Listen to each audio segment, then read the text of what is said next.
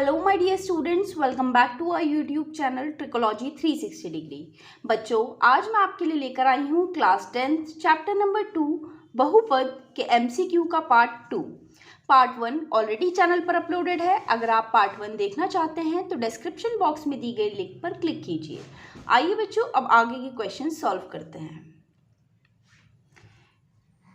निम्नलिखित में से कौन एक द्विघात बहुपद का आलेख नहीं है? बच्चों, ये बताना है, 4 ग्राफ दे रखे हैं कि इनमें से कौन सा द्विघात बहुपद का ग्राफ नहीं हो सकता। तो बच्चों देखो, हमेशा याद रखना है कि कोई भी द्विघात बहुपद अगर है तो उसका जो ग्राफ होगा वो हमेशा पैराबोला की फॉर्म में होता है। पैराबोला कैसा होता है? ये या तो ये अपवर्ड पैराबोला होगा या इनवर्ड पैराबोला होगा। इस फॉर्म में द्विघात बहुपद का ग्राफ होता है। तो फर्स्ट ऑप्शन देखेंगे, ये भी एक पैराबोला की फॉर्म में है, परवलय की आकार में है, तो ये एक द्विघात बहुपद का आलेख हो सकता है। सेकंड वाला भी हो सकता है, इसी तरह से थर्ड भी हो सकता है। लेकिन अब बच्चों ऑप्शन डी देखेंगे। ऑप्शन डी जो है वो एक्स एक्सिस को, ये एक्स अक्ष है और ये वाई अक्ष है। जो एक्स अक्ष को ये ग्राफ है, ये कितनी बार कट कर रहा है? 1 2 3। तो ये कभी भी एक द्विघात बहुपद का आलेख नहीं हो सकता। द्विघात बहुपद का आलेख ज़्यादा से ज़्यादा 2 बार एक्स एक्सिस को कट कर सकता है। अगर वो 2 से ज़्यादा बार कर रहा है कट, तो वो द्विघात बहुपद का आलेख नहीं है। तो इसमें हमारा बच्चों कौन सा ऑप्शन करेक्ट हो जाएगा? इसमें हमारा ऑप्शन नंबर डी करेक्ट हो जाएगा। क्वेश्चन नंबर 7, बहुपद 3x² + 5x + 2 के शून्यकों का योगफल होगा। Option number A -5/2, option number B -5/3, option number C -5, option number D 6। तो बच्चों यहाँ पे हमें एक बहुपद यानी कि पॉलिनोमियल दे रखा है और उसमें हमसे पूछा है कि उसके शून्यकों का यानी कि उसके जीरोस का योगफल सम क्या होगा। तो बच्चों सबसे पहले हम दिए गए बहुपद को इससे कंपेयर करेंगे, ax² + bx + c से। जब हम इससे कंपेयर करेंगे तो हमारे पास a का मान क्या आ गया? 3, b का मान 5 और c का मान 2। ठीक है बच्चों, अब हमें पता है कि शून्यकों का योगफल क्या होता है। शून्यकों का जो योगफल होता है वो होता है -b/a। तो ये क्या हो जाएगा? -b की वैल्यू क्या है? 5, a क्या है? 3। तो हमारे पास शून्यकों का योगफल हो जाएगा -5/3। तो बच्चों इसमें हमारा ऑप्शन नंबर बी करेक्ट हो जाएगा।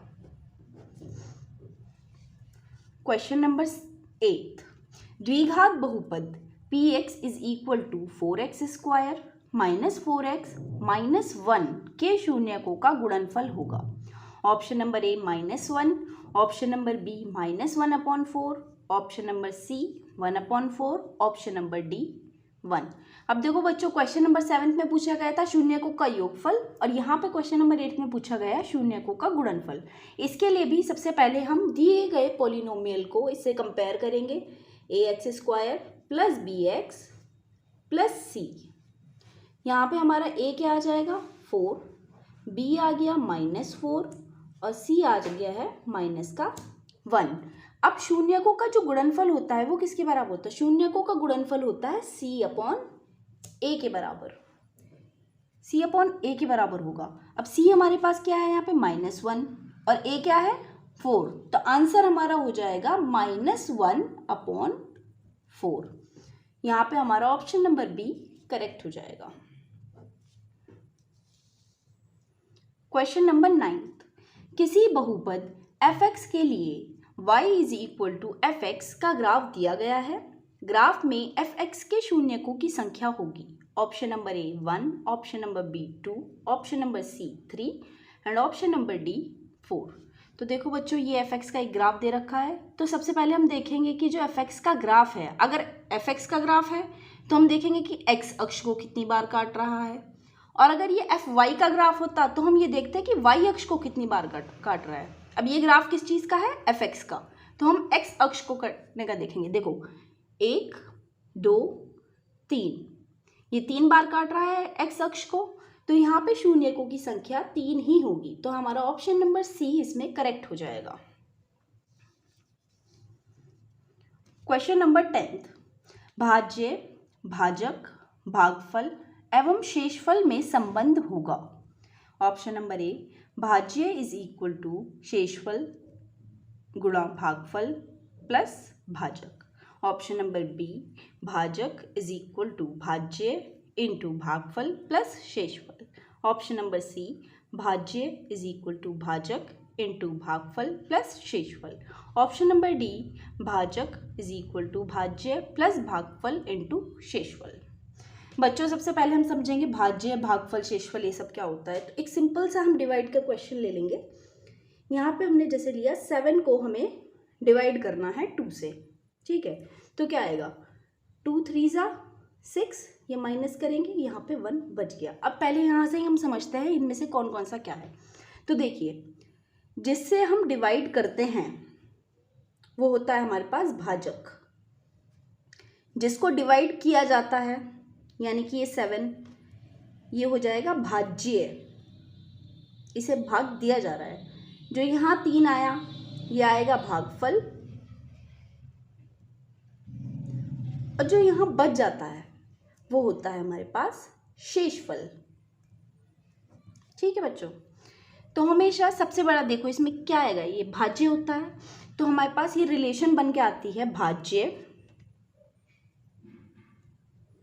इज इक्वल टू, भाज्य इज इक्वल टू क्या आएगा, सबसे पहले 2 की मल्टीप्लाई हम 3 से करेंगे यानी कि भाजक गुणा भागफल, भाजक गुणा भागफल। तो भाजक क्या है 2, 2 में 3 की गुणा की 6, और इसमें शेषफल जोड़ देंगे प्लस शेषफल, 2 तिया 6, 6 में 1 जोड़ दिया 7, तो हमारे पास भाज्य 7 आ गया है। तो हमारे पास इसमें ऑप्शन नंबर सी हमारे पास करेक्ट हो जाएगा, भाज्य इज इक्वल टू भाजक इंटू भागफल प्लस शेषफल। क्वेश्चन नंबर 11th, यदि द्विघात बहुपद x square plus a plus 1 into x plus b के शून्यक 2 और -3 हैं तो ऑप्शन नंबर ए की वैल्यू -7, बी की value -1। Option number B, A is equal to 5, B is equal to -1। Option number C, A is equal to 2 and B is equal to -6। Option number D, A is equal to 0, B is equal to -6। तो बच्चों यहाँ दिया गया है कि अगर इस द्विघात बहुपद के शून्य 2 और -3 है तो हमें ए और बी का मान निकालना है। अब अगर इस दिए गए बहुपद के शून्य 2 और -3 है तो यहाँ पे इस बहुपद की वैल्यू में x की जगह 2 और -3 रखने पर इसकी वैल्यू क्या होनी चाहिए, 0 होनी चाहिए।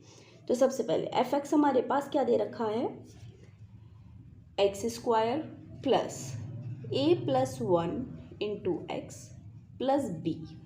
ठीक है, अब x का की वैल्यू 2 रखने पर देखेंगे क्या होगा। तो ये हुआ 2 का square plus a plus 1 into 2 plus B, इसका मान आना चाहिए 0। और ऐसे ही f -3 यानी कि x की जगह -3 रखने पर भी इसका मान 0 आना चाहिए। a plus 1 into -3 plus B is equal to 0। तो यहाँ पे ये हो जाएगा f2 की वैल्यू 2 का square 4 plus 2 into A 2a, 2 into 1 2 plus B is equal to 0। इसको सॉल्व करेंगे तो ये आ जाएगा 2a प्लस बी, 4 प्लस 2 6, दूसरी साइड जाके हो जाएगा -6। इसको मान लेंगे इक्वेशन नंबर 1। ऐसे ही यहाँ देखेंगे -3 का स्क्वायर 9, -3 इंटू ए माइनस का 3a, -3 इंटू 1 माइनस का 3 plus B is equal to 0। अब ये देखो -3a प्लस बी, और ये क्या हो जाएगा 9 - 3 6, दूसरी साइड जाके हो जाएगा -6। इसे मान लिया इक्वेशन नंबर 2। अब इक्वेशन 1 और 2 को सॉल्व करते हुए हम a और b की वैल्यू निकालेंगे। कैसे निकालेंगे, अब यहाँ पे देखो इक्वेशन 1 में से हम इक्वेशन 2 को माइनस कर देंगे, इक्वेशन 1 माइनस इक्वेशन 2, तो ये आ जाएगा 2a प्लस b। इसको माइनस करना है, माइनस का 3a plus B is equal to -6 minus, और यहाँ का ये माइनस आ गया, तो ये क्या आ जाएगा 2a plus B minus minus plus 3a minus plus minus B is equal to -6, और ये आ जाएगा माइनस माइनस प्लस 6, तो ये आपस में कट के 0 हो जाएगा। 2a प्लस 3a यानी कि 5a, b से b कट गया है यहाँ पे, 5a की वैल्यू 0, तो a की वैल्यू क्या हो गई इसमें 0। अब इस a की वैल्यू हम किसी भी एक इक्वेशन में, इक्वेशन नंबर 2 में या 1 में रख दीजिए। 1 में जब हम इक्वेशन नंबर 1 की वैल्यू रखेंगे, इक्वेशन फर्स्ट से हम a की वैल्यू 0 रखेंगे, 2 × 0 plus b is equal to -6, तो ये हो गया 0 plus b is equal to -6, यानी कि b is equal to -6। a की वैल्यू 0 आ गई है और b की वैल्यू आई है -6, तो हमारे पास ऑप्शन नंबर डी इसका करेक्ट आंसर हो जाएगा। अब बच्चों आपके लिए एक होमवर्क में क्वेश्चन है, शून्यक -3 और 4 वाला द्विघात बहुपद है। Option number A x² - x + 12, option number B x² + x + 12, option number C x² - x - 12, option number D 2x² + 2x - 24।